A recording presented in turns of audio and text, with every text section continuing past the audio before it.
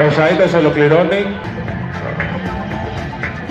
83 λοιπόν, 83 βαθμούς για το πέρασμα του Σαΐτα. Αυτό το πέρασμα και για να δούμε τώρα το ψήσιμα.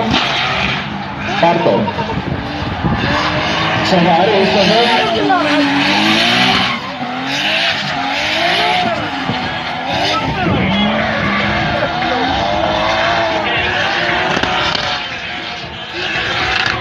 Πάμε ένα χειροκρότημα λοιπόν για αυτό το πέρασμα, ήταν πάρα πολύ θεαματικό, εξαιρετικό.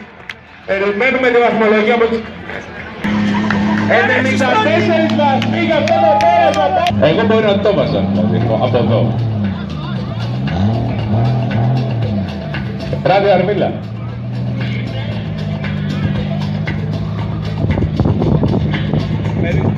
Λοιπόν, για το δεύτερο πέρασμά του.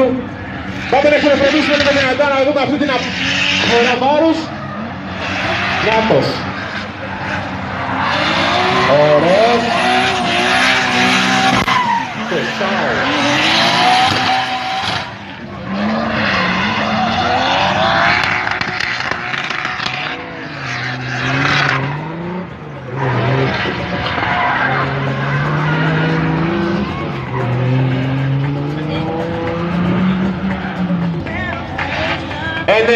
Τρεις βαθμοί για το Χατσαρά, πάμε να δυνατώσουμε πρώτημα όσο έρχεται και...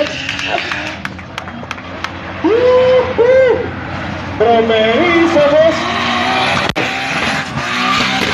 Πάρα πολύ πλέον οδήγηση, κινούνται πάρα πολύ γρήγορα. Είναι και η οδηγή. 101 χιλιόμετρα στην είσοδο για το...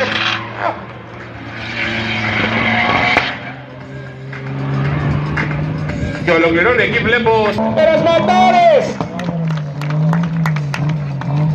Σκάσε ένα, σκάσε.